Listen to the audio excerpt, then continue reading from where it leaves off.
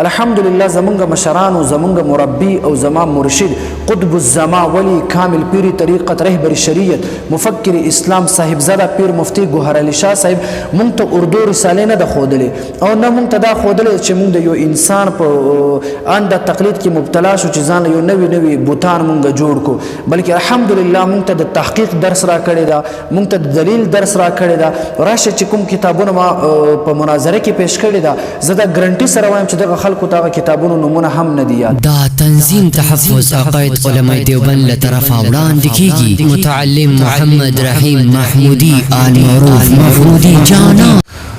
بسم الله الرحمن الرحیم السلام علیکم ورحمۃ اللہ تعالی وبرکاتہ انتہائی واجب الاحترام حضرات مسلمانانو دوستانو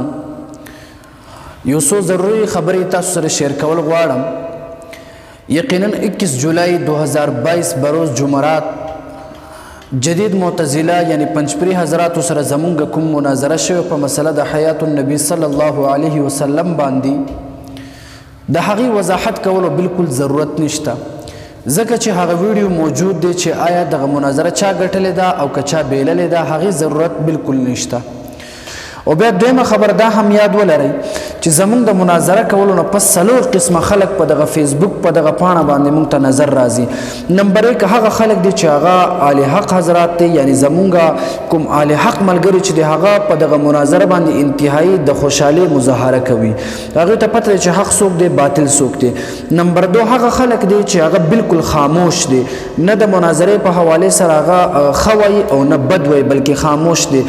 دریمه طبقه هغه د چې هغه منافقین مذبذبین بین ذالک دي یعنی هغه د باطل قوتونو د پاره د چمچګری دغه کردار ادا کوي اصل کې ځان خپل په ځان باندې د دیوبندي لباس دغه ټاپه لګولې وي د باطل د پاره کار کوي خو دغه دیوبندیت دغه لیبل صرف د خپل بچاو د پاره په ځان باندې لګولې دی زمونږ د مناظره مخالفت کوي څلورم قسم هغه خلک دي چې کوم اهل باطل حضرات چې په فیسبوک باندې ډیر زیات شور او غوغا جوړ کړی دا اصل کې ما پرون هم کلیپ کې ویلو چې کله یو انسان د چا یو مضبوط گزار وخوري نو ورته درد محسوسیږي چې کله دی انسان ته درد محسوس شي نو د خلینا ناڅاپه یو چغه وځي یا په جړا کېږي همدارنګې دغه باطل چې کله موږ نه د اسلام او د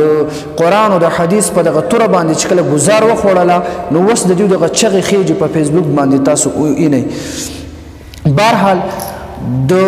کم خلک چې د باطل د پاره لګیا دي او د دیوبندیت په جامه کې د باطل د پاره پرچار کوي د باطل دفاع کوي دغه خلکو ته هم یو پیغام ورکول غواړو چې کچرته ستاسو دغه باطل سره برسری عام هم تاسو راښکاره شئ او دوی سره ملاتړ وکئ او د دوی سره یو قوت او یو طاقت جوړ شئ نو انشاءالله بیا به هم داسې گزار تاسو له هم درکو څنګه چې مونږ باطل له ورکړې ده او بیا مونږ ښه پېژنو څوک نجدیان دي او څوک وکټوریان همدارنګې څوک په د دیوبندیت په لیبل کې څوک د غیر مقلدینو پرچار کوي او څوک د بریلیانو دغه پنجپریانو پرچار کوي نو بهرحال مونږ هغه خلک هم ښه پېژنو وقت آنے پر انشاءالله ان کا بھی خوب مقابلہ کیا جائے گا بیا دغه حاسدین کم طبقه چې دا کم نام نهاد دغه خلق چې دی یا نام نهاد پلاستیکی جدید دیوبندیان چې صرف دغه دیوبندیت دغه لیبل په ځان باندې لګولې وي هغې د ټولو غټ اعتراض دا دی چې دا مناسب نه دی چې یو انسان دی په کم عمر کې مناظره وکړي نو هغې ته به یو جواب خو به دا وکړم چې تاسو اصل کې د تحقیق هغه کم اصل مخز یا تحقیق اصل کم بنیادی کم اصول قوانین او ضوابط چې دی هغې ته ستاسو لاسرسنه نه کیږي همیشه تاسو اردو رسالې کتلې وي همیشه تاسو د لکیر فقیر دغه کردار ادا کړی وي او همیشه تاسو ان د تقلید کې ورډوب شوي وي او عقیده د امام اعظم ابو حنیفه رحم الله د تقلید نه هټ کر هر یو انسان ځان له یو نوي یو امام جوړ کړی دی یو کس پسې تاسو لګېدلی وي هغې تقلید کوي او یا د چا په ذهني غلامي کې مبتلا شوی بهرحال زمونږ مشهور او معروف مناظر هغې هم دغه خبره کوي وایي دویمه درجه کې ما د مناظرې دغه فن کې ما دویمه درجه کې وای ما هم مناظره کړې وي نو آیا چې دومره مشهور او معروف مناظر چې کله په دویمه درجه کې مناظره کوي هغې دپاره دا مناظره جایز وي او چې کله زه شپږم پنځمه درجه کې وکم زما دپاره ناجایز دا ولي دې نه پته لګي چې تاسو ذهني غلامان یاست بیا دویمه خبر دا هم واورئ زما مناظره وګورئ ګرنټي سره چیلنج در کومه چې څومره مناظرې په خیبر پښتونخوا کې شوي وي د هر چا وي چې کم کتابونه ما پیش کړي دي کوم دلایل ما ویلي دي هم دقه مسله باندې مخکې هم مناظرې شوي دي دقه کتابونه دي څوک زما کم چې ما پیش کړي دغه کتابونه دي د بل چا په مناظره باندې څوک وښایي زه به خپل هار او شکست تسلیموم الحمدلله زمونږ مشرانو زمونږ مربي او زما مرشد قطب الزما ولی کامل پیری طریقت رهبر شریعت مفکر اسلام صاحبزاده پیر مفتی ګوهر علي شاه صاحب مونږ ته اردو رسالې نه ده ښودلې او نه مونږ ته دا ښودلې چې مونږ د یو انسان په ان د تقلید کې مبتلا شو چې ځان یو نوي نوي بوتان مونږ جوړ کو بلکې الحمدلله مونږ ته د تحقیق درس را کړی دا مونږ ته د دلیل درس را کړی دا راشه چې کوم کتابونه ما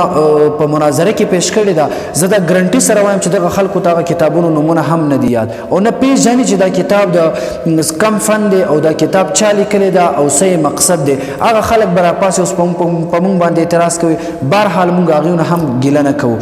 بیا محترمو دا خبره هم یاد ولرئ چې یو انسان د پاره عمر دا شرط نه دی بلکې علمیت شرط دی کم خلک چې په موږ باندې رد کوي کم خلک چې په موږ باندې اعتراض کوي دغه خلکو ته یو واضح پیغام او یو چیلنج ورکول غواړم چې راشئ د عمر اگر که تاسو مانه مشران یې راشه په کوم یو مسله باندې دی را باندې اعتراض وي اشکال دی وي د دلایلو په بنیاد باندې به دغه مسله حل کو تاکہ دودھ کا دودھ اور پانی کا پانی ہو جائے د عمر اعتبار ته هغه خلک ګوري څوک چې د ذهني غلامي کې مبتلا وي او کوم خلک چې د لکیر فقیر وي او کوم خلک چې همیشه د اردو رسالې د خپل دلایلو سهاره ګرځولې وي بیا د ابن عباس رضی الله تعالی عنه دغه تاریخ تاسو وګورئ چې څومره کم عمر ابن عمر صاحب دغه شان نور وګورئ بیا هم دغه خپل کم